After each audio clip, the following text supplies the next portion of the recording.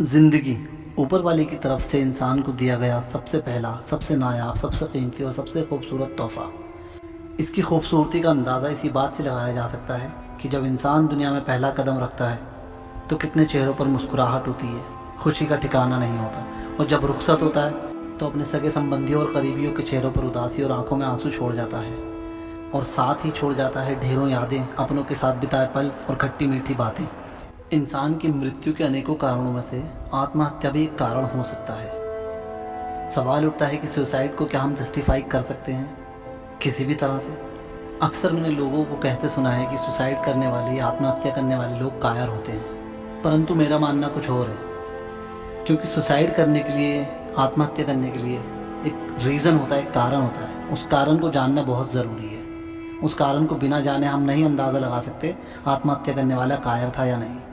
आत्महत्या के लिए इंसान सिर्फ एक ही चीज़ से प्रेरित होता है, जब वो खुद से हार जाता है।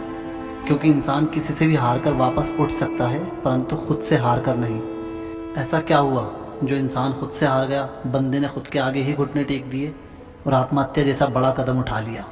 अवसाद यानी डिप्रेशन, ये वो स्थिति है जब इंसान टूटना शुरू होता है, मानसिक तनाव का शिकार हो जाता है, दिमागी तौर पर बीमार होना शुरू होता है, यानी दिमागी तवाज़ुन ख़राब होना शुरू हो जाता है। इसके लक्षण हो सकते हैं उदासी, अकेलापन, सोचने में असमर्थता, चिड़चिड़ापन, और भी ऐसे बहुत सारे लक्षण हो सकते हैं जब इंसान किसी कंपनी को एंजॉय नहीं कर पाता, खुद को लोगों से दूर रखना शुरू कर देता है और बात बात पर गुस्सा होना शुरू हो जाता है। इस सब का प्रभाव कहाँ पड़ेगा? इस सब का प्रभाव बंदे के काम पर पड़ेगा। अगर किसी ऑफिस में काम करता है तो उसके परफॉर्मेंस इश्यूज़ आने शुरू हो जाएंगे।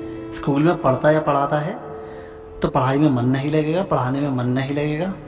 और अगर किसी भी प्रकार के रिलेशनशिप में है तो रिलेशनशिप में भी दरार पड़ने शुरू हो जाएगी, क्योंकि वो बंदा चिड़चिड़ा हो चुका है, जिसके कारण वो उदासी और अकेलेपन की ओर अग्रसर होगा और उसके डिप्रेशन में यानी अवसाद में वृद्धि होती चली जाएगी। परिणाम स्वरूप बंदा आत्महत्या की तरफ चल देगा। अगर मैं सिर्फ आंकड़ों की बात करूं तो लगभग 30 से 40 करोड़ लोग दुनिया भर में डिप्रेशन का शिकार होते हैं, जिसमें से लगभग 30 लाख लोग हर साल आत्महत्या करते हैं। अकेले हमारे देश की कुल जनसंख्या का लगभग 5% हिस्सा डिप्रेशन का शिकार है।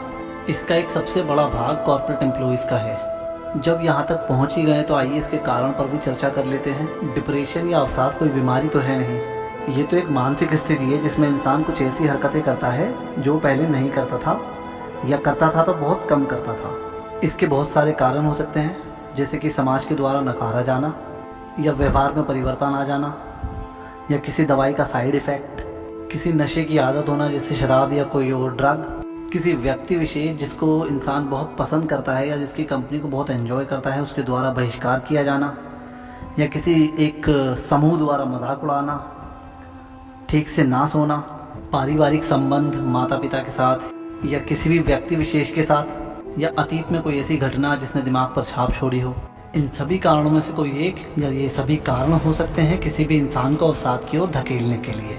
और जब एक बार इंसान के मन में या उसके दिमाग में अवसाद प्रवेश कर जाता है तो उसे वापस से लेकर आना थोड़ा मुश्किल होता है, परंतु असंभव नहीं। डॉक्टर्स और साइंस तो अपना काम करेंगे, परंतु समाज के तौर पर हम क्या कर सकते हैं, हमें क्या करना चाहिए?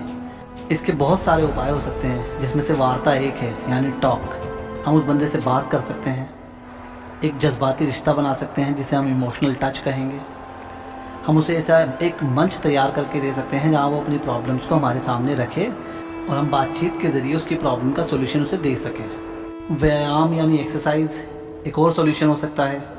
फैमिली टच एक सोल्यूशन हो सकता है, जहाँ पर उसके परिवार वाले उसके साथ ज़्यादा से ज़्यादा टाइम स्पेंड करें, क्योंकि किसी को रोने के लिए दिया गया कंधा अर्थी को दिए गए कंधे से हमेशा बेहतर होता है।